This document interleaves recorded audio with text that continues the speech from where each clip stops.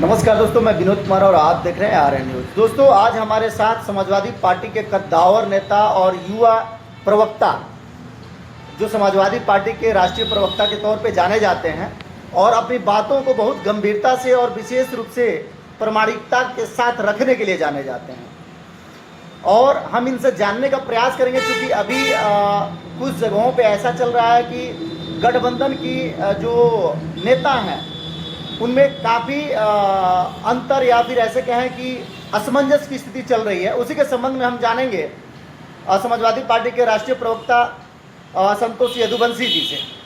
स्वागत है आपका। आपको भी बहुत बहुत धन्यवाद और आपके चैनल को भी मैं बहुत बहुत स्वागत करता हूँ। अभी हमारी बात कहने का एक मौका दिया। अभी फाजिल नगर में एक मैटर चल रहा है, जो गठबंधन के प्रत्याशी जो है अजय कुमार लल्लू जी को लेकर चल रहा है। क्या है मामला? नहीं, देखिए, अभी चुनाव में समय है और हमारे नेता माननीय राष्ट्रीय अध्यक्ष जी का जो भी फैसला होगा उस फैसले को हम लोग मानेंगे। रही बात फाजिल नगर में, तो फाजिल नगर की जो विधानसभा सीट है वो समाजवादियों की धरती है। लगातार हमारे नेता श्रद्धेय विश्वनाथ सिंह जी 6 बार MLA वहाँ से रहे हैं और अभी 2022 में भी समाजवादी पार्टी ने वहाँ पे लड़ी थी और अच्छा परफॉर्मेंस उन्होंने किया था। तो अब मेरे हिसाब से आने वाले समय में वहाँ तो समाजवादी पार्टी ही लड़ेगी।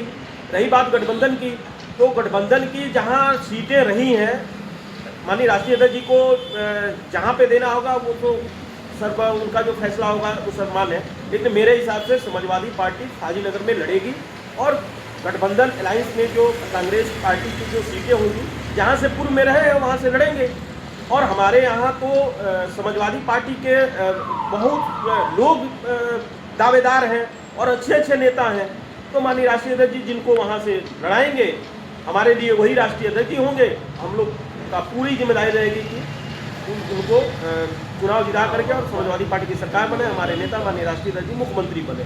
लेकिन पार्टी को लड़ेगी समाजवादी पार्टी, ये मेरा भी मानना है। और भविष्य में क्या होगा आपको बताएंगे।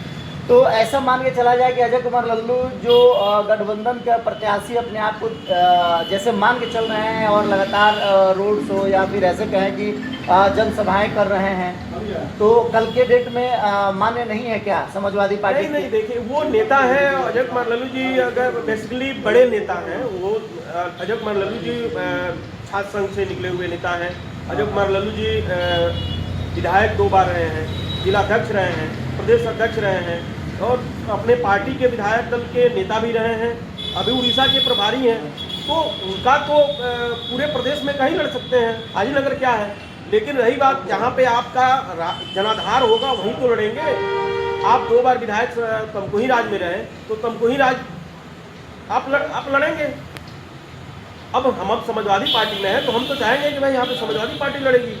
और समाजवादी पार्टी के अच्छे अच्छे नेता हमारे विधानसभा में हैं। अगर नाम गिनाया जाए तो अभी हमारे फाइनल के पूर्व ब्लॉक प्रमुख बड़े भाई आदरणीय हसमुद्दीन अंसारी साहब हैं।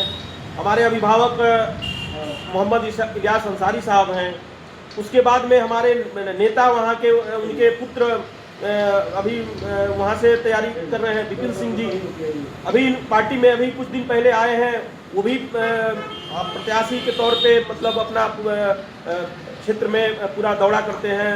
संतोष तिवारी जी हैं और भी राजन शुक्ला जी भी पार्टी में आए हैं। वो भी क्षेत्र में अपना घूमते हैं और पूरे क्षेत्र में हर बूथ पे लोग जाते हैं। तो और भी इसके अलावा चंद्रजीत यादव जी भी हैं।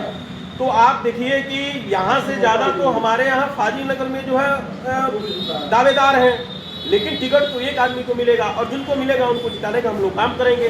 लेकिन पार्टी तो लड़ेगी समाजवादी पार्टी, इसलिए कि हम लोग दिन रात वहाँ पे हर बूथ पे जा करके और बूथ पे काम करते हैं और अपने नेता को मुख्यमंत्री बनाने के लिए दिन रात हम लोग लगे हुए हैं। तो समाजवादी पार्टी और जो विधानसभा है वो समाजवादियों की धरती है। समाजवादी पार्टी चुनाव लड़ेगी, ये मेरा मानना नहीं है। ये फाजिल नगर विधानसभा के सभी समाजवादी नौजवानों का ये सोच है, ये मानना है। चूँकि अजय कुमार लल्लू जो है वो बहुत संघर्षों से निकले हुए नेता हैं और वो लगातार अपने संघर्षों को बदौलत ही आज जो जिस पैदान पे हैं वहाँ पहुँचे हुए हैं। तो क्या ऐसा माना जाए कि पूर्णतः समाजवादी पार्टी के ही खाते में फाजिल नगर का सीट जाएगा? नहीं, अजय कुमार लल्लू जी के संघर्षों का सलाम करता हूँ। संघर्ष की कोख से पैदा हुए हैं, लगातार संघर्ष किए हैं।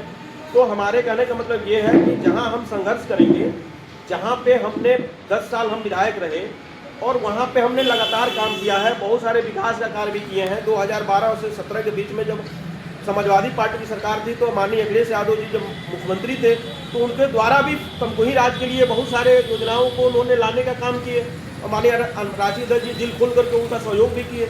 उसके बाद जब 17 में जो है हमारा और कांग्रेस का गठबंधन हुआ तो उसमें भी समाजवादी साथियों ने उनको भरपूर सहयोग करके विधायक बनाने का काम किया।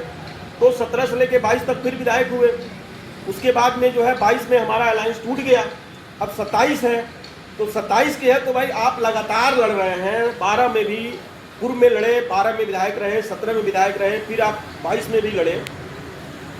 तो 27 में जो है भाईनगर में क्या है, भाईनगर समाजवादी लड़ेगी। मैं पहले भी कहता हूँ और अब भी कहता हूँ, लास्ट में भी कहता हूँ कि माननीय राष्ट्रीय अध्यक्ष जी का जो फैसला होगा सम्मान होगा, लेकिन लड़ेगी समाजवादी पार्टी। एक बात और है, जब अजय कुमार लल्लू जी गठबंधन के प्रत्याशी भी रहे, चुनाव भी जीते, तो एक उस समय बड़ा वायरल कहानी चल रही थी कि उन्होंने समाजवादी पार्टी के ऊपर कटाक्ष किया हुआ था।